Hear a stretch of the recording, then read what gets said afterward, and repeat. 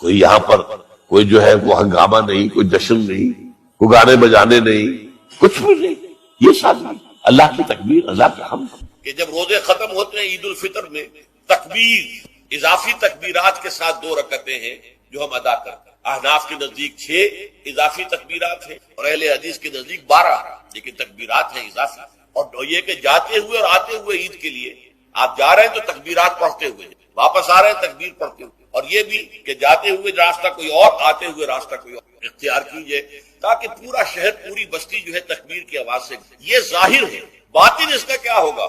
اللہ کی کبریائی کا اعلان کرو، اللہ کی کبریائی کو نافذ کرنے کی کوشش۔ جب اللہ نے تمہیں ہدایت دے دی، تمہیں اپنے دین حق سے نواز دیا ہے، تمہارا فرض ہے کہ اس کو قائم کرو، اس کے لیے جد و جہد کرو، اس کے لیے تن من دل لگاؤ، اس کے لیے جان اور مال سے جہاد کرو۔ وَلِتُكَبِّرُوا اللَّهَ عَلَى مَا هَدَاكُمْ وَلَعَلَّكُمْ تَشْكُرُونَ، اور تاکہ تم واقعتاً۔ اب تو جیسے کسی نے کہا تھا، اقبال نے شاید کہا تھا، ہلال عید ہماری ہنسی اڑاتا۔ یہ ہلال عید جو آتا ہے ہم پر ہنستا ہے۔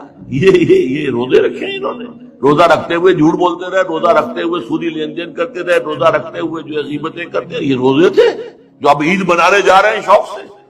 ہلال عید ہماری ہنسی اڑاتا۔ اسی طرح یہ عید الاستقلال جسے آپ نے کہا، یہ اب ہماری، یہ اس لیے پاکستان بنایا تھا۔ یہ ہے وہ پاکستان جس کا خواب اقبال نے دیکھا تھا اور جنہوں نے دکھایا تھا خواب۔ جہاں تک سورہ فجر اور سورہ بلد کے مضامین کی جو باہمی مناسبت ہے، میں کل عرض کر چکا ہوں ان میں کیا کیا مضامین جو ہیں مشترک ہیں، چونکہ کل ہی درس دیا ہے، میں زیادہ اب ان کو دہرانا نہیں چاہتا۔ صرف اس بات کی طرف اضافہ کروں گا کہ ایک تو قدر مشترک جو میں نے 3 گنوائی تھی، ان میں اہم ترین کیا ہے؟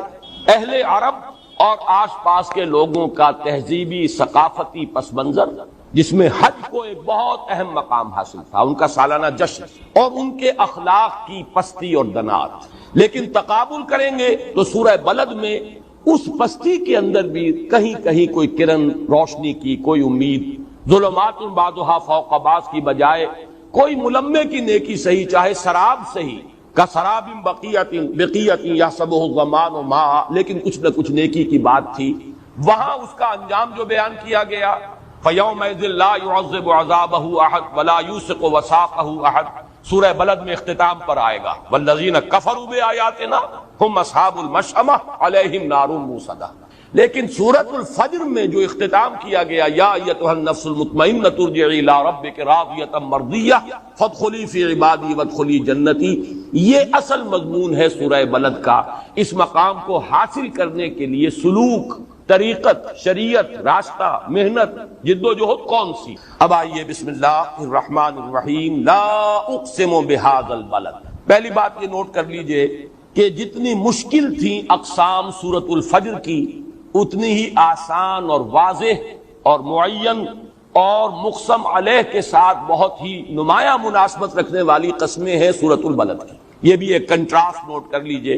یہ تو میں نے نوٹ کرایا تھا، وہ سب کی سب زمان سے متعلق ہے، والفجر ولیال عشر والشفع والوتر واللیل اذا یسر، جبکہ یہاں جو ہے مقام اور مکان کا معاملہ آتا ہے۔ یہ تو میں نے کل نوٹ کرا دیا۔ اس وقت نوٹ کیجئے وہ مشکل ترین، اور اس میں کتنے کتنے اقوال، ان میں سے ہم نے چنا اور چن کر انہیں گوہرے دریائے قرآن سفتہ ان کو جو ہے ہم نے ایک دور میں پرویا۔ لیکن یہاں بالکل واضح، لا اقسم بہذا البلد، یہ لا جو ہے یہ لا منفصل ہے، متصل نہیں ہے۔ لا اقسم اگر ایک لفظ مانیں گے اس کے معنی ہوگی میں قسم نہیں کھاتا، لا اقسم نہیں میں قسم کھاتا ہوں، یہ علیحدہ ہے۔ یہ گویا کہ اور تاکید کے لیے، تمہارا خیال غلط، تمہارے نظریات باطل، میں قسم کھاتا ہوں۔ اور یہ اسلوب قرآن میں بہت مرتبہ آ چکا ہے، بہت نمایاں سورت کے شروع میں تو سورت القیامہ، لا اقسم بیوم القیامہ ولا اقسم بالنفس اللوامہ، ویسے درمیان میں بہت مرتبہ آ چکا ہے، سورہ واقعہ میں آیا ہے، فلا اقسم بمواقع النجوم وانہ لقسم لو تعلمون عظیم، سورہ حاقہ میں آ چکا ہے، فلا اقسم بما تبصرون وما لا تبصرون، سورہ انشقاق میں درمیان میں آ چکا ہے، کلا والقمر کلا فلا اقسم بالشفق واللیل وما وسق والقمر اذا اتسق لترکبن طبقا عن طبق۔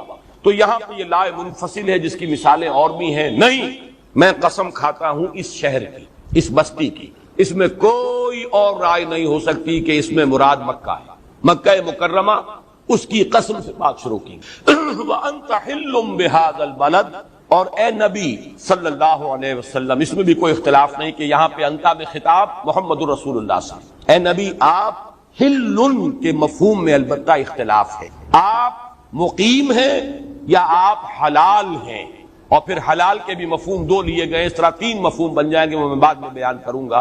وَأَنْتَ حِلٌّ بِهَذَا الْبَلَدِ، آپ مقیم ہیں یا حلال ہیں اس شہر میں، اس بستی میں۔ یہ ہے کلام معترضہ، حرف عطف بعد میں آ رہا ہے۔ وَوَالِدٍ وَمَا وَلَدَ، اور قسم ہے والد کی اور جو اس نے جنا، قسم ہے جننے والے کی اور اس کی جو اس نے جنا، قسم ہے والد کی اور اولاد کی۔ یہ گویا کہ تیسری آیت کا ترجمہ ہوا۔ ان تینوں آیتوں کے بعد اب جو مقسم علیہ آیا ہے وہ بہت واضح ہے۔ لَقَدْ خَلَقْنَا الْإِنسَانَ فِي كَبَدٍ، ہم نے انسان کو پیدا کیا ہے مشقت میں، محنت میں، تکلیف میں۔ یہ انسان کا مقدر ہے، کوئی انسان اس سے مستثنا نہیں۔ یہ قاعدہ کلیہ ہے، یہ رول ہے، یہ لا ہے۔ ہر انسان کے لیے اس دنیا کی زندگی میں، اس عالم خلق میں محنت ہے، مشقت ہے، تکالیف۔ یہ میں بڑی تفصیل سے بیان کر چکا ہوں سورۃ الانشقاق میں۔ یا ایھا الانسان انک کادح الی ربک کدحا فملاقی، وہی مضمون یہ ہے۔ ہم نے انسان کو پیدا کیا مشقت میں۔ یہاں چونکہ اب ہم اس آیت پر غور کر رہے ہیں تو اچھی طرح اس کے مفہوم کو سمجھ لیجئے۔ کبد کے معنی کیا ہے؟ اہل عرب جگر کو کہتے ہیں کبد، اور یہ جگر کا لفظ جو ہے یہ تمام زبانوں میں آتا ہے، اس کے اوپر تاثر ہوتا ہے محنت کا، یعنی پتا مار کر کام کرنا، بڑی جگری محنت کر رہا ہے انسان، جگر کاوی جس کو کہتے ہیں۔ یہ انسان جب محنت کرتا ہے تو اس کا کچھ اثر مترتب ہوتا ہے۔ چنانچہ صاحب کشاف علامہ زمخشری لکھتے ہیں اس لفظ کی تشریح میں، اصلہ من کبد، کبد الرجل کبدا فہو کبد اذا وجعت کبدہ وانتفخت، جب انسان کے جگر میں تکلیف ہو جائے اور وہ سوج جائے، اس پر ورم آ جائے، ورم جگر جسے ہم کہتے ہیں، یہ انسان کے نہایت مشقت زدہ ہونے کی علامت ہے۔ بہت تکلیف میں انسان ہے، اس کو کہیں گے کہ میرے جگر میں تکلیف ہے، درد جگر۔ یہ بھی ہماری شاعری کا جو ہے، ولیکن بندگی استغفر اللہ، یہ درد سر نہیں، درد جگر ہے۔ علامہ اقبال کا یہ شعر بڑا پیارا ہے، خدا بندہ خدائی درد سر ہے، خدائی اہتمام خشک و تر ہے، خدا بندہ خدائی درد سر ہے، ولیکن بندگی استغفر اللہ، یہ درد سر نہیں، درد جگر ہے۔ تو یہ جگر کاوی جسے آپ کہتے ہیں، محنت اور مشقت، اور کبد جو ہے یہ کہتے ہیں جگر کو۔ بلکہ میں نے کچھ اور اشعار آج نوٹ کیے ہیں۔ ایک شعر بہت ہی عمدہ ہے، بہت اونچا ہے، اور یہ ایک ہندی فلسفی کے فلسفے کا خلاصہ ہے جو اقبال نے پیش کیا ہے۔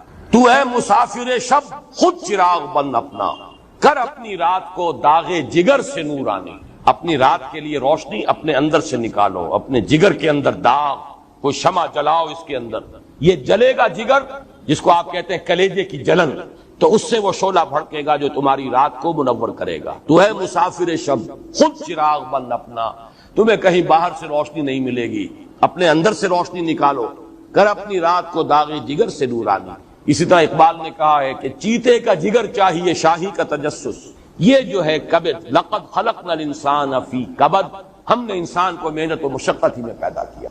اسی کے ساتھ ہے رنج، وہ جو غالب نے تصور پیش کیا ہے کہ یہ زندگی در حقیقت قید حیات و بند غم، اصل میں دونوں ایک ہیں۔ موت سے پہلے آدمی غم سے نجات پائے گا، اور یہ گوتم بدھ کا فلسفہ میں نے بارہا بیان کیا، سروم دکھم، all is pain, all is suffering, there is agony everywhere، ہر ایک کے لیے رنج ہے، غم ہے، مشقت ہے، اگرچہ اس کی شکلیں مختلف ہیں۔ کسی کو جسمانی مشقت زیادہ ہے، صبح سے شام تک کسی چلا رہا ہے، اینٹیں ڈھو رہا ہے، یا مئی کی گرمی میں اوپر سے آگ برس رہی ہے اور فصل میں سے بھپکے جو ہیں حرارت کے نکل رہے ہیں، اور ایک آدمی درانتی کے ساتھ فصل کاٹ رہا ہے، اس کو جسمانی مشقت ہے۔ کسی کو ذہنی کوفت زیادہ ہوتی ہے، جسمانی مشقت نہیں ہے، ایئر کنڈیشن کمرے میں بیٹھا ہوا ہے، بڑے نرم گدیلے ہیں، لیکن یہ کہ چین نہیں، سکون نہیں، کانفلکٹس ہے، الجھنیں ہیں، پریشانیاں ہیں، وہ اسے چین نہیں لینے دے رہی، نیند نہیں آ رہی، سیڈیٹیوز چاہیے، ہپنوٹکس چاہیے، وہ ساری چیزیں ان کو ضرورت پڑتی ہے، ان کی، اس محنت مشقت والے کو ضرورت نہیں۔ وہ تو ایسا غافل ہو کر، انٹا غفیل ہو کر سوتا ہے، اسے پتہ ہی نہیں چلتا کہ کب رات گزری اور صبح ہو گئی۔ لیکن یہ کہ ان کو نیند لانے کے لیے جتن کرنے پڑتے ہیں، چاہے ساری آسائشیں ہیں، نرم و گرم بستر ہیں یا ایئر کنڈیشن کمرہ ہے۔ تو یہ صرف یہ فرق تو ہوگا کہ کسی کے لیے مشقت جو ہے وہ جسمانی زیادہ ہے، کسی کے لیے کوفت روحانی کہہ لیں یا ذہنی کہہ لیں یہ زیادہ ہے، لیکن لقد خلقنا الانسان فی کبد، دس از دی رول، ہم نے ہر انسان کو مشقت میں پیدا کیا۔ اب اس مقسم علیہ پر اب قسموں کو سمجھیے۔ سب سے پہلی مثال دی ہے یا شہادت گواہی میں پیش کیا ہے، لا اقسم بہذا البلد، میں گواہی میں پیش کرتا ہوں اس شہر کو۔ کیوں؟ انسان کو سب سے نمایاں مشقت کرنی پڑتی ہے اپنی معیشت کے لیے، اور یہ مکہ اور اس کے آس پاس کی سرزمین، وادٍ غیر ذی زرع، کوئی چیز پیدا ہی نہیں ہوتی، مشقت۔ یہ تو یوں سمجھیے کہ خانہ کعبہ کی وجہ سے اس کے طفیل اور حج کی آمد و رفت کی وجہ سے وہاں کے لوگوں کے لیے اللہ تعالیٰ نے کچھ آسانیاں پیدا کر دی، جیسے کہ فرمایا گیا لإِيلَافِ قُرَيْشٍ إِيلَافِهِمْ رِحْلَةَ الشِّتَاءِ وَالصَّيْفِ فَلْيَعْبُدُوا رَبَّ هَذَا الْبَيْتِ الَّذِي أَطْعَمَهُم مِّن جُوعٍ وَآمَنَهُم مِّن خَوْفٍ۔ ورنہ واقعہ یہ کہ وہاں کی زندگی بڑی سخت زندگی، معیشت بڑی سخت، بڑی مشقت طلب معیشت۔ لا اقسم بهذا البلد، اس مشقت پر ایک اور مشقت انسان کو لینی پڑتی ہے، اور وہ ہے اگر اس کا زندگی میں کوئی مشن ہے، کوئی نصب العین ہے، کسی اعلیٰ مقصد کے لیے وہ کام کرنا چاہتا ہے، برائی کا استیصال کرنا چاہتا ہے، بھلائی کو پھیلانا، خیر کو غالب کرنا چاہتا ہے، شر کا استیصال کرنا چاہتا ہے، اب جو مشقت ہے وہ اور یوں سمجھیے کہ سیکنڈ ڈائمنشن، اس کے لیے مثال دی وَأَنْتَ حِلٌّ بِهَذَا الْبَلَدِ۔ حل کا ایک مفہوم تو یہ ہے کہ اے نبی آپ اس شہر میں مقیم ہیں، اس معنی میں قرآن مجید میں یہ بہت مرتبہ لفظ آیا ہے عذاب الہی کے لیے، او تحل قریبا من دارہم، حل یحل بھی آتا ہے اور حل یحل بھی آتا ہے، فیحل علیکم غضبی ومن یحلل علیہ غضبی فقد ہوا، یہ سورہ طٰہٰ میں۔ تو کسی چیز کا نازل ہونا، اترنا، کہیں پر مقیم ہو جانا، اس کے لیے بھی حل کا لفظ آتا ہے، حل یحل یا حل یحل۔ انت حل بہذا البلد، آپ مقیم ہیں اس شہر میں۔ بعض حضرات نے اس معنی کو ترجیح دی ہے اس اعتبار سے کہ ان کے نزدیک مکے کی قسم بھی اللہ نے مکے کی عظمت کی سکھائی، اور پھر اس میں اضافہ ہے عظمت پر عظمت، محمد الرسول اللہ کا وجود، کہ آپ اس شہر میں مقیم ہیں۔ یہ تصور کہ قرآن مجید میں جن چیزوں کی قسم کھائی گئی ہے وہ عظمت کی حامل ہے، یہ در حقیقت بنیادی طور پر یہ خیال کوئی زیادہ مضبوط نہیں ہے، بلکہ میں نے کل جو حوالہ دیا تھا مولانا فراہی کی کتاب اقسام القرآن، اس میں بڑی تفصیل سے اس پر گفتگو۔ قرآن مجید میں تو چھوٹی سی چھوٹی چیزوں کو بھی گواہی میں پیش کیا گیا، ان میں عظمت نہیں۔ کوئی پہلو ہوتا ہے کہ کوئی شے گواہی دے رہی ہے کسی اور شے پر، تو اس کی قسم کھائی جاتی ہے، اس لیے کہ قسم کا اصل مفاد جو ہے وہ گواہی ہے۔ ہم قسم کھاتے ہیں، کوئی وعدہ کر رہے ہیں یا کوئی بات میں آپ سے کہہ رہا ہوں، اللہ کی قسم کھا کر کہہ رہا ہوں کہ یہ بات صحیح ہے، اللہ کو گواہ بنا کر کہہ رہا ہوں کہ یہ بات صحیح ہے۔ جب آپ نے معاہدہ کیا، اللہ کی قسم کھائی، یعنی یہ معاہدہ جو ہے یہ میرے اور آپ کے مابین ہے، واللہ شہید بیننا وبینکم، اللہ گواہ ہے، ہمارے اس معاہدے کے اوپر گواہی اللہ کی۔ تو اصل میں قسم کا فائدہ ہوتا ہے گواہی، اور گواہی میں استشہاد اور استدلال، کسی اعتبار سے مقسم بہی جس شے سے قسم کھائی گئی اور مقسم علیہ جس شے پر قسم کھائی گئی، ان میں کوئی ربط ہونا چاہیے، اس شے کی عظمت کوئی ضروری نہیں۔ لیکن چونکہ اکثر ہمارے مفسرین نے عظمت کو تلاش کیا ہے قسموں کے اندر، لہذا لا اقسم بہذا البلد، ان کے نزدیک یہ قسم اس لیے کھائی گئی مکے کی کہ وہ بہت عظمت والا شہر ہے، بلد الامین، جیسے کہ سورۃ التین میں آتا ہے وہذا البلد الامین، اور پھر اس میں حضور کی شخصیت، اس نے گویا اس کی عظمت کو دوبالا کر دیا۔ وَأَنْتَ حِلٌّ بِهَذَا الْبَلَدِ، یہ نور علی نور ہے، عظمت ہے عظمت پر، عظمت بالائے عظمت۔ اس معنی میں انہوں نے یہاں پر ترجمہ کیا ہے آپ مقیم ہیں اس شہر میں، لیکن دوسرا ترجمہ یہ ہے، وہ بھی بہت سے ہمارے متقدمین نے کیا ہے، آپ حلال ہیں یا ہوں گے اس شہر میں۔ اس کا مطلب کیا ہے؟ چونکہ جملہ اسمیہ ہے، حال میں بھی ترجمہ ہو سکتا ہے اور مستقبل میں بھی۔ آپ حلال ہیں اس شہر میں، اس سے مراد یہ لی گئی ہے اے نبی اگرچہ یہ شہر بلد الحرام، اس میں گھاس کا تنکا تک توڑنے کی اجازت نہیں ہے، لیکن اے نبی آپ اور آپ کے ساتھیوں پر جو ظلم اور تشدد ہو رہا ہے، گویا کہ آپ کی جان کو، آپ کی عزت کو، آپ کی آبرو کو انہوں نے حلال کر لیا ہے اپنے لیے، جس طرح چاہ رہے ہیں تکلیف دے رہے ہیں۔ کوئی آ گیا مجنون کہہ گیا، کوئی آ گیا پاگل کہہ گیا، کوئی آیا کذاب کہہ گیا، کوئی آیا ساحر کہہ گیا، کسی نے آ کر مسحور کہہ دیا، گویا کہ انہوں نے ایذا رسانی جو آپ کی شروع کی ہوئی ہے، گویا کہ آپ کی جان، آپ کی عزت، آپ کی حرمت، آپ کی جو بھی عظمت ہے اس کو انہوں نے اپنے لیے حلال کر دیا۔ اور ایک معنی یہ کیے گئے کہ آپ حلال ہوں گے اس شہر میں۔ کیا معنی؟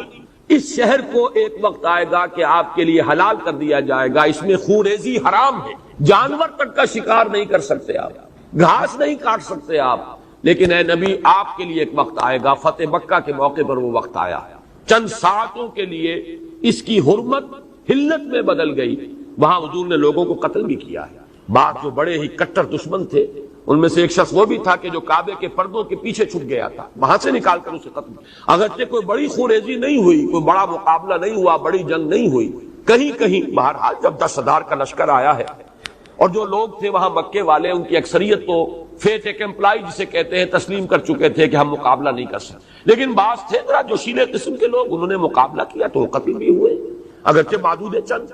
لیکن یہ کہ یہ شہر بلد الحرام اے نبی ایک وقت آئے گا کہ آپ کے لیے اس کی حرمت، اس کی حلت ہو جائے گی کہ یہاں آپ لوگوں کو قتل بھی کر سکیں گے۔ یہ مفہوم لیا ہے بہت سے لوگوں نے، میرے نزدیک درمیانی مفہوم صحیح ہے، انسب ہے وہ اس کے لیے کہ لقد خلقنا الانسان فی کبد، اس کے ساتھ مناسبت اسی کی ہے، یہ مشقت جو آپ جھیل رہے ہیں، یہ تانے جو آپ کو سننے پڑ رہے ہیں۔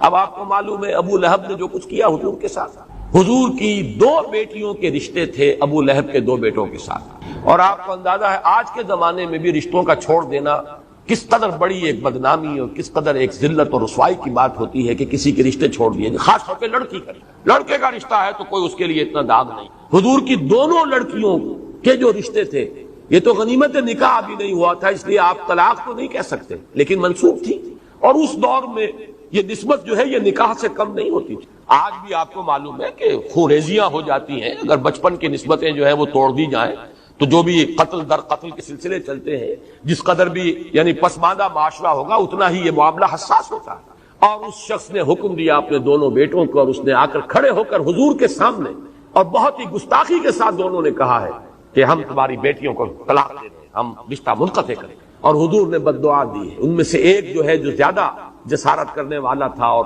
جس نے زیادہ گستاخی کی، حضور نے بد دعا دی کہ اللہ اپنے کتوں میں سے کسی کتے کو اس شخص پر مسلط کر دے جو مجھے اس طرح ذلیل کر کر گیا ہے، میری توہین کر کے۔ چنانچہ وہی بیٹا جو ہے ابو لہب کا ایک تجارتی سفر پر گیا تھا، شام واپس آ رہا تھا تو کسی جگہ قیام تھا اور اسے ڈر تھا حضور کی بد دعا کا، اپنے گرد وہ پہرے بھی رکھتا تھا، آگ بھی جلائی ہوئی تھی، لیکن ایک شیر آیا ہے اور کود کر اس آگ کے علاوہ سے وہ آیا ہے اور اس کو اٹھا کر لے گیا، اسے اس نے ختم کیا۔ یہ حضور کی بد دعا کا اثر ہوا۔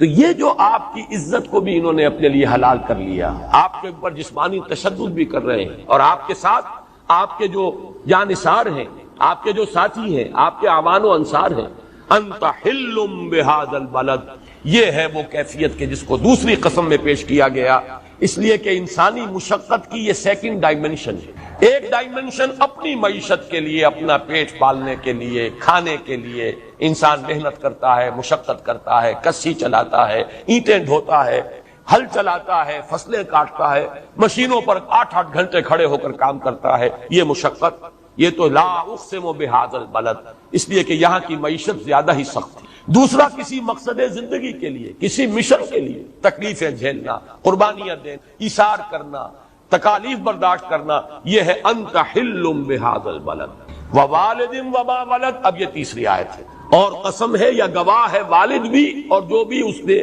جنا، جو اس کی اولاد ہے۔ اس میں کئی آراء ہے، پہلے تو ان آراء کو نوٹ کر لیجئے۔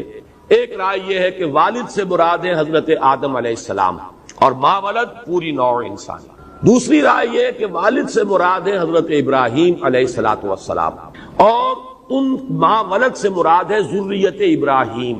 اور یہاں میں ایک بات آپ کو نوٹ کرا دوں، جو بات میں نے صرف اپنے گمان سے کہی تھی، وہ آج مجھے تفسیر کبیر میں امام رازی کے ہاں وہ بات مل گئی، اللہ کا فضل ہے، اللہ کا شکر ادا کر رہا ہوں۔ میں نے جو بات کہی تھی کہ یہ جو ایرینز ہیں، انڈین ایرینز، میرا گمان یہ ہے کہ حضرت اسحاق کے جو 2 بیٹے تھے، عیسو اور یعقوب، حضرت یعقوب کی اولاد تو بنی اسرائیل ہے، عیسو کی اولاد کہاں گئی؟ حالانکہ پہلے ولادت عیسو کی ہوئی ہے۔ حضرت یعقوب کا نام یعقوب ہے اس لیے کہ وہ یعقوب اپنے بھائی عیسو کی ایڑیاں پکڑے ہوئے تولد ہوا، پہلے ولادت عیسو کی اور پھر یعقوب کی۔ اب چونکہ بنی اسرائیل جو ہے یہ نسل پرست لوگ ہیں، اپنی نسل کو تو تاریخ کو برقرار رکھا انہوں نے. وہ تایا یا چچا جو بھی تھے عیسو، ان کی نسل کا کہیں کو تذکرہ. آج میں نے دیکھا امام رازی نے کہا ہے، قول نقل کیا ہے کہ رومنز جو ہے، رومی، یہ عیسو کی نسل سے. جو میرا گمان تھا ایرینز، یہ ایرینز ہے، انڈین ایرینز، ایرانین ایرینز، اور پھر یورپین ایرینز. یورپین ایرینز میں رومنز اور جرمنز. یہ جو ایک بیلٹ ہے کہ جو انڈیا سے لے کر اور جرمنی تک چلی گئی ہے، اور وہ سواستیکا کا نشان جو ہٹلر کا بھی تھا اور جو ہندوؤں کا بھی ہے، یہ یہاں سے وہاں تک. یہ آج امام رازی کی اس کتاب میں تفسیر کبیر میں یہ قول مجھے مل گیا ہے کہ یہ عیسو کی نسل. بہرحال یہ میرا جو گمان تھا وہ تو میں عرض کر چکا ہوں، جو میں نے جو صحف ابراہیم و موسیٰ کے تذکرے میں نے جس کا ذکر کیا تھا، آج اس کے لیے مجھے امام رازی کے ہاں ایک تائید ملی. بہرحال دوسرا قول یہ کہ حضرت ابراہیم والد اور ماں ولد میں وہ تمام آ جائیں گے، بنو اسماعیل بھی، بنی اسرائیل بھی، بنو عیسو بھی، اور وہ بنو مدیان بھی، سب کے سب آ جائیں گے. ایک رائے یہ ہے کہ اس میں والد سے مراد حضرت اسماعیل علیہ الصلوۃ والسلام، اور ماں ولد سے مراد صرف یہ قریش اور بنی اسماعیل جو آباد تھے عرب. یہ تین آراء ہیں. چوتھی رائے جیسا کہ میں نے عرض کیا ہے تمام عام ہے، یہ ہر والد ہر والد ہر ولد. میں اس چوتھی رائے کو ترجیح دیتا ہوں. اس کی وجہ کیا ہے؟ یہ انسانی مشقت کی تھرڈ ڈائمنشن ہے. اپنا پیٹ پالنا، کہاں ایک کنبے کا پیٹ پالنا، اولاد کی پرورش، انسانی مشقت کا ایک تیسرا گوشہ جو بہت ہی مشقت طلب ہے. اپنا پیٹ کاٹتا ہے انسان تو اولاد کو پالتا ہے. اپنی رات کی نیندیں حرام کرتا ہے تو اولاد کی پرورش ہوتی ہے. خاص طور پر ماں کا معاملہ. ماں تو یوں سمجھیے کہ اس کا وجود ہی اولاد کے لیے، اس کی پوری شخصیت جو ہے اولاد کے لیے، وہ تو پوری کی پوری سموچی انویسٹ ہو جاتی ہے اولاد کے اندر. لیکن باپ بھی اپنا پیٹ کاٹے گا تو اولاد کی پرورش، اپنے اوپر مشقت زیادہ جھیلے گا. صرف اپنی بیوی کا پیٹ پال لینا ایسا مشکل نہیں ہے، لیکن اولاد، ان کا پیٹ پالنا، ان کی ضرورتیں فراہم کرنا، یہ تھرڈ ڈائمنشن ہے انسانی مشقت کی. لقد خلقنا الانسان فی کبد. اور اسی کا ایک دوسرا رخ بھی ہے ماں ولد. بڑھاپے میں جا کر والدین جو ہیں وہ اولاد کے لیے ایک مشقت کا سبب بن جاتے ہیں. ذہنی مشقت، نفسیاتی مشقت، ان کی باتوں کو برداشت کرنا. زیادہ بوڑھے ہو جائیں تو جیسے کہ آپ کو معلوم ہے کہ زیادہ بوڑھا ہو کر انسان بچہ بن جاتا ہے. اس کی اسی طرح کی باتیں، اسی طرح کی خواہشات، اسی طرح کی فرمائشیں شروع ہو جاتی ہیں. یا پھر یہ کہ بہرحال وہ کم سے کم ایک طرح کا بوجھ تو بنتا ہے اپنی اولاد پر. جیسے کہ اولاد بوجھ بنتی ہے والدین پر ان کی جوانی میں، اسی طریقے سے والدین بوجھ بنتے ہیں اولاد پر، جسمانی اعتبار سے بھی، ذہنی اور نفسیاتی اعتبار سے. یہی وجہ ہے کہ آج ویسٹ کا معاشرہ جو ہے وہ والدین کو برداشت کرنے کو تیار نہیں. میاں بیوی سمجھتے ہیں ہماری آزادی میں خامخواہ آئی ہو. گھر کی ملکہ جو ہے وہ چاہتی ہے میرا حکم چلے، اور ساس بیٹھی ہوئی ہے تو وہ اپنا حکم چلواتی ہے. لہذا انہیں اٹھا کر وہ اولڈ ہاؤسز جو ہے ان کے اندر ڈپازٹ کر دیتے ہیں. ان کو پھر کبھی سال میں ایک دفعہ جا کر دیکھا ہے تو دیکھا ہے، ورنہ سال کے اندر ایک مرتبہ بھی، کرسمس پر بھی والدین کو اپنی اولاد کی شکل دیکھنا نصیب نہیں ہوتا عام طور پر. یہ ان کے معاشرے کی جو ہے پستی کا عالم ہے. اس لیے کہ صرف جسمانی مشقت نہیں، ذہنی مشقت بھی ہوتی ہے اولاد کے لیے والدین جبکہ وہ بڑھاپے کی عمر کو پہنچ جائیں. یہی وجہ ہے کہ سورہ بنی اسرائیل میں فرمایا وَإِمَّا يَبْلُغَنَّ عِندَكَ الْكِبَرَ أَحَدُهُمَا أَوْ كِلَاهُمَا فَلَا تَقُل لَّهُمَا أُفٍّ وَلَا تَنْهَرْهُمَا وَقُل لَّهُمَا قَوْلًا كَرِيمًا. اگر ان میں سے ایک یا وہ دونوں تمہارے پاس بڑھاپے کی عمر کو پہنچ جائیں تو دیکھنا ان کو اف تک نہ کہنے. ان کے دل پر جا کر لگتی ہے وہ بات، چوٹ لگتی. کل یہ تھے پڑے ہوئے ہماری گود میں، نہ انہیں گندگی کا پتہ تھا، نہ پیشاب کا، نہ کسی اور شے کا. اس کے لیے بھی محتاج تھے کہ ہم صاف کریں تو صاف ہو. اور آج یہ سینہ تان کر ہم سے بات کر رہے ہیں، ہماری بات کو ایسے رد کر رہے ہیں. یہ ایک نفسیاتی، جیسے بچپن میں اولاد والدین کے لیے صرف جسمانی مشقت نہیں، صدموں کا سبب بنتی. بچہ بیمار ہے، سوہان روح کون کس کو ہو رہا ہے؟ والدین کو ہو رہا ہے، خاص طور پہ ماں کو ہو رہا ہے. تو یہ ہے والدین وما ولد. یہ تھرڈ ڈائمنشن ہے لقد خلقنا الانسان فی کبد. یہ ہے جو کچھ میں سمجھا ہوں ان قسموں اور مقسم علیہ کے مابین ربط. لا اقسم بہذا البلد وانت حل بہذا البلد ووالد وما ولد لقد خلقنا الانسان فی کبد. اب آ رہا ہے وہ معاملہ کہ جس میں اب سورہ فجر کے ساتھ تقابل میں اس معاشرے کے اندر ساری پستی کے باوجود جو ذرا سی ملمے کی نیکی کی ایک کرن تھی. اَيَحْسَبُ أَن لَّن يَقْدِرَ عَلَيْهِ أَحَدٌ. کیا انسان یہ سمجھتا ہے کہ کوئی اس پر قابو نہ پا سکے گا؟ یہ تو گویا کہ اصل میں ایک تضاد دکھایا جا رہا ہے. انسان کو ہم نے اتنی مشقتوں میں ڈالا پھر بھی اس کی سرکشی کا یہ عالم، اس کا تکبر، اس کا گھمنڈ، اس کا استغنا. اگر ہم نے دنیا میں آرام و آسائش اس کو دی ہوتی تو نہ معلوم اس کے تکبر کا کیا حال ہوتا، اعراض کا کیا حال ہوتا. ابھی تو یہ اس طریقے سے مشقتوں میں پڑے ہونے کے باوجود اس کی اکڑ، ابو جہل کی اکڑ اور فلاں کی اکڑ جو ہے اس کا ذرا مشاہدہ کرو. یہی بات سورہ شورى میں کی گئی ہے. اگر ہم انسان کے لیے دنیا میں رزق جو ہے فراواں کر دیتے، اپنے سارے خزانے کھول دیتے، وَلَوْ بَسَطَ اللَّهُ الرِّزْقَ لِعِبَادِهِ لَبَغَوْا فِي الْأَرْضِ، یہ سب کے سب بغاوت، سرکشی، طغیانی، ہر ایک ان میں سے ابو جہل بنا ہوا ہوتا، ہر ایک قارون اور فرعون بنا ہوتا، پھر ہمارا تو نام لینے والا زمین پہ کوئی بھی نہ ہوتا. لیکن یہ کہ وَلَٰكِن يُنَزِّلُ بِقَدَرٍ عَلَىٰ مَا يَشَاءُ، ہم اللہ تعالیٰ جو ہے نازل فرماتا ہے اندازے کے مطابق، اپنے جو سٹورز ہیں جو انفائنائٹ ہیں ان میں سے ایشو کرتا ہے حساب کے مطابق، تاکہ انسان کو ملے. کبھی تنگی بھی آئے، تنگی میں تو ہماری طرف رجوع کرے گا، پکارے گا. یہ ہے وہ نقشہ جو یہاں کھینچا گیا. اس ساری سختی کے باوجود انسان جو ہے سرکشی اختیار کرتا ہے، تو کیا وہ سمجھتا ہے کہ کوئی اس پر قابو یافتہ نہیں ہے؟ اس کا کیا مطلب ہے؟ یہ وہی استفہام تقریری، اَیَحْسَبُ الْإِنسَانُ، کیا انسان یہ سمجھتا ہے؟ تو حقیقت میں اس کی جو ہے انکار مقصود ہے. نہیں، کوئی نہ کوئی ہستی ہے جو اس پر قابو یافتہ ہے. اب اگلی آیت ہے وہ کہ جس میں وہ کرن والی بات میں کر رہا ہوں، ملمے کی نیکی کی روشنی. یقول اہلکت مالا لبدا، کہتا ہے میں نے تو ڈھیروں مال لٹا دیا. اس کا سارا تعلق جو ہے اس حج ہی کے نظام کے جس کی قسمیں سورہ فجر میں آتی. ان کی ساری جو سخاوت تھی اور دریا دلی تھی وہ حج کے موقع پر آتی. اس کے پس منظر کو سمجھ لیجیے. حج ان کی خوشحالی کا ذریعہ بھی تھا. خانہ کعبہ کی وجہ سے ان کے جو قافلے تھے محفوظ رہتے تھے، ان پر کوئی حملہ نہیں ہوتا تھا. ایسٹ ویسٹ ٹریڈ کی مونوپلی جو انہیں حاصل ہوئی وہ اسی وجہ سے ہوئی. حاجی جب آتے تھے قربانیاں دیتے تھے، وہ گوشت تھا جو ان کو ملتا تھا. چڑھاوے چڑھاتے تھے، وہ خزانہ ان کا بھرتا تھا. اس سے باقاعدہ جو ہے یہ بیت اللہ کا خزانہ تھا، جس خزانے میں جیسے کہ سومناتھ کے مندر کے اندر نہ معلوم کتنے زر و جواہر تھے کہ جو پھر جب توڑا ہے اس بت کو محمود غزنوی نے تو نہ معلوم کتنے زر و جواہر اور سیم و زر لے کر گیا ہے. اسی طرح یہاں بھی بڑا خزانہ تھا، اور ابو لہب خزانچی تھا اس کا، اور مشہور تھا اس معاشرے میں کہ اس نے غزال زرین، کسی شخص نے کبھی آ کر سونے کا بنا ہوا ایک ہرن غزال زرین اس نے وہاں پر نظر کے طور پر پیش کیا اور یہ اس نے چرا لیا.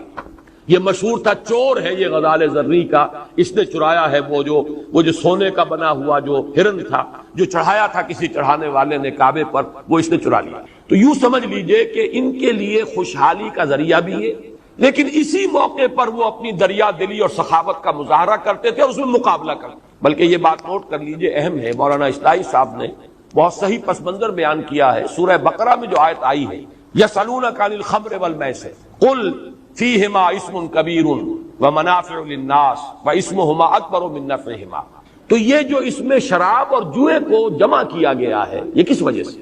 حج کے موقع پر وہ یہ کرتے تھے کہ جو بڑے سردار ہوتے تھے 100 اونٹ ذبح کر دو، 100 اونٹ ذبح ہو گئے، اب گوشت کے ڈھیر لگا لیتے تھے، اس پر جوا کھیلتے تھے اور اس گوشت کے جوئے کو پھر وہ تقسیم کر دیتے تھے. جس نے گیم کیا لو بھائی اب غریبوں میں تقسیم کر دو.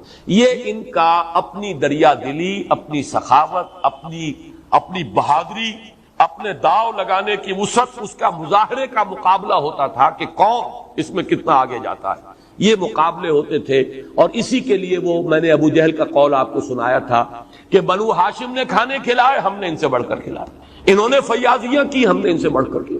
انہوں نے سخاوت کا اظہار کیا، ہم نے ان سے بڑھ کر کیا. یہ مقابلہ. اب ظاہر بات ہے جو لوگ یہ کام کر رہے ہوں اور وہ اصل روح نیکی موجود نہ ہو، اصل ایمان باللہ نہیں ہے، اصل آخرت کا ایمان نہیں ہے، یہ سب ریاکاری کی نیکی، یہ صرف اپنی دولت مندی کے اظہار کا ذریعہ ہے.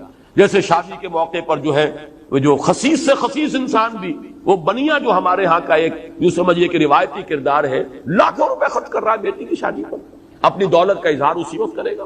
حالانکہ وہ بخیل ہے، وہ پتلی دال کے ساتھ روٹی کھا رہا ہے، اس نے ایک ایک پیسہ جو ہے وہ جوڑا ہے لیکن خرچ کرتا. وہ خرچ کیوں کرتا ہے؟ اس سے نام ہوگا، نمود ہے، نمائش ہے، اپنی دولت کا اظہار ہوتا ہے. یہی اس معاشرے کے اندر تھا. جب ایک شخص یہ کام کرے گا تو پھر اس کا اظہار بھی کرے گا، ڈینگے مارے گا، اہلکت مالا لبدا، جی مجھ میری بات کرتے ہو، فلاں میرے مقابلے پہ آ سکتا ہے؟ بھلا میں نے تو ڈھیروں مال لٹایا ہے، میں نے ڈھیروں خیرات کی ہے، آج آپ کہیں گے میں نے اتنا بڑے فاؤنڈیشن قائم کیے ہیں، میں نے اتنے یتیم خانے جو ہے قائم کر دیے، میں نے اس طرح کا اولڈ ہاؤس جو ہے بوڑھوں کے لیے قائم کر دیا ہے، میرا لنگر ہر وقت چلتا رہتا ہے، غریب آتے ہیں۔ وہ شخص کے جس کو تنہائی میں کسی غریب کو شاید وہ کھانا نہ کھلائے، لنگر کھول دے گا تاکہ لوگوں کو معلوم ہو کہ لنگر چل رہا ہے فلاں سیٹھ کا، اور یہاں پر جو ہے لوگ کھانے والے آ رہے ہیں اور کھا رہے ہیں۔ اصل ریاکاری وہ جو میں نے عرض کیا تھا کہ سورہ معون ہے در حقیقت اس سورہ مبارکہ کے اس حصے کا مصنع۔ ارایت الذی یکذب بالدین فذلک الذی یدعو الیتیم ولا یحض علی طعام المسکین فویل للمصلین الذین هم عن صلاتهم ساہون الذین هم یراؤون ویمنعون الماعون۔ کردار کی پستی کا یہ عالم ہے کہ عام مانگے کی چیز جو استعمال کی ہے وہ بھی کسی کو ادھار نہیں دیتے، لیکن ریاکاری کے اندر، نمازیں ہیں تو ریاکاری کی، اور یہ حج ہے اور اس میں جو سخاوت ہے اور کھانے کھلائے جا رہے ہیں، اور سقایت الحاج جو سورہ توبہ میں ہم پڑھ چکے ہیں، اجعلتم سقایت الحاج وعمارت المسجد الحرام، تم نے ان چیزوں کو بڑی اہمیت دے دی ہے، کیا یہ برابر ہو سکتے ہیں ان کے کہ جو اللہ پر ایمان لائے اور جنہوں نے اللہ کی راہ میں جہاد کیا؟ یہ ہے اصل میں اس کا پس منظر۔ یقول اہلکت مالا لبدا، اب چاہے یہ ریاکاری کی نیکی تھی، ریاکاری کی سخاوت تھی، لیکن بہرحال اس بخل سے جو کردار ہے ابو لہب کا، نہایت بخیل، وہ ایک پیسہ بھی ریاکاری کے طور پر بھی خرچ کرنے کو تیار نہیں تھا۔ ظلمات بعضها فوق بعض کا مصداق ابو لہب، لیکن ابو جہل کم سے کم یہ اس کے اندر فیاضی موجود تھی، ریاکارانہ فیاضی، اس کا ذکر کیا جا رہا ہے۔ یقول اہلکت مالا لبدا یحسب ان لم یرہ احد، کیا وہ یہ سمجھتا ہے کہ اسے کسی نے دیکھا نہیں؟ کہنے کی ضرورت کیوں پیش آئی؟ اگر اللہ کے لیے خرچ کیا تو بیان کرنے کی ضرورت نہیں، اللہ تو دیکھنے والا ہے۔ اور یہ جو بڑھا چڑھا کر بیان کر رہا ہے، خرچ کیے 100 بیان کر رہا ہے 1000، تو کیا اس کا یہ خیال ہے کہ کوئی نہیں ہے جو جانتا ہو کہ اس نے کتنا خرچ کیا؟ کوئی دیکھنے والی آنکھ نہیں ہے کہ جس کے علم میں ہو کہ اس نے کیا خرچ کیا؟ جیسے کہ سورہ آل عمران میں آیا ہے کہ وہ یہ چاہتے ہیں ان یحمدوا بما لم یفعلوا، جو کوئی کام خیر کا کیا ہو اس پر تو وہ اپنی تعریف چاہتے ہی ہیں، مزید چاہتے ہیں جو نہیں کیا اس پر بھی تعریف کی جائے۔ یہ اسپاس نامے جو پڑھے جاتے ہیں آج، جس کے اندر زمین و آسمان کے قلابے ملائے جاتے ہیں، کوئی خیر کا پہلو ہوتا بھی ہے لیکن اکثر و بیشتر تو خامخواہ کا جھوٹا ان کی خوشامد جو ہے اور چاپلوسی کے سوا کچھ نہیں ہوتا۔ یحبون ان یحمدوا بما لم یفعلوا، وہ چاہتے ہیں کہ ان کی تعریف کی جائے اس پر بھی جو انہوں نے نہیں کیا، جو کیا ہے تو اس کو 1000 گنا بنا کر بیان کیا جائے۔ تو یقول اہلکت مالا لبدا ایحسب ان لم یرہ احد، اب جو آیات آ رہی ہیں یہ ہے اللہ تعالیٰ اپنے احسانات بیان کر رہے ہیں۔ الم نجعل لہ عینین، کیا اس انسان کو ہم نے 2 آنکھیں نہیں دی؟ ولسانا وشفتین، اور ایک زبان اور 2 ہونٹ، وہدیناہ النجدین، اور ہم نے راہ دکھا دی انہیں 2 اونچائیوں کی۔ اس کا مفہوم کیا ہے؟ پہلی 2 آیات میں تو کوئی اختلاف نہیں، عینین یہ 2 آنکھیں، لسانا وشفتین اس میں بھی کوئی اختلاف نہیں، زبان اور یہ 2 ہونٹ۔ البتہ وَهَدَيْنَاهُ النَّجْدَيْن میں اختلاف ہے۔ ایک رائے یہ ہے کہ اس سے مراد ہیں 2 راستے، یعنی نیکی اور بدی کے، اللہ نے دونوں راستے دکھا دیے۔ خیر کا راستہ یہ ہے چلنا چاہو چلو بسم اللہ کرو، شر کا راستہ یہ جانا چاہتے ہو جاؤ دفع کرو ہو جاؤ، دونوں تمہیں چوائس دے دیے گئے ہیں، دکھا دیے ہم نے تمہیں، یہ راستہ خیر کا ہے یہ شر کا۔ اس کا ربط جن لوگوں کی یہ رائے ہے وہ جوڑتے ہیں سورۃ الشمس میں جو آیت آئی ہے فَأَلْهَمَهَا فُجُورَهَا وَتَقْوَاهَا، انسان کے نفس کو اللہ تعالیٰ نے نیکیوں اور بدیوں کا الہامی علم عطا کر دیا۔ انسان کو معلوم ہے کیا خیر ہے، کیا شر ہے، کیا نیکی ہے، کیا بدی ہے، کیا بھلائی ہے، کیا برائی ہے، کیا گڈ ہے، کیا ایول ہے۔ ہیومن نیچر نوز آل دس۔ یہ اس جہاں تک اس آیت کا تعلق ہے یہی مفہوم میں بھی سمجھتا ہوں کہ اس سے مراد ہے، لیکن اس جگہ پر میرے نزدیک دوسرا مفہوم، اور یہ بھی سلف میں موجود ہے، یہ بھی کوئی میری ایجاد نہیں ہے بلکہ یہ کہ سلف میں قوی رائے ہے، میرا صرف انتخاب اور اختیار ہے۔ اس سے مراد ہے ماں کی چھاتیاں، 2 ابھار۔ نجد اصل میں کہتے ہیں سطح مرتفع، جیسے ہمارے ہاں پلیچوز کہلاتے ہیں، یہ پوٹھوہار کا پلیچو ہے اور یہ بلوچستان کا ہے سطح مرتفع، اور ہندوستان میں دکن کی سطح مرتفع ہے اونچا ابھار۔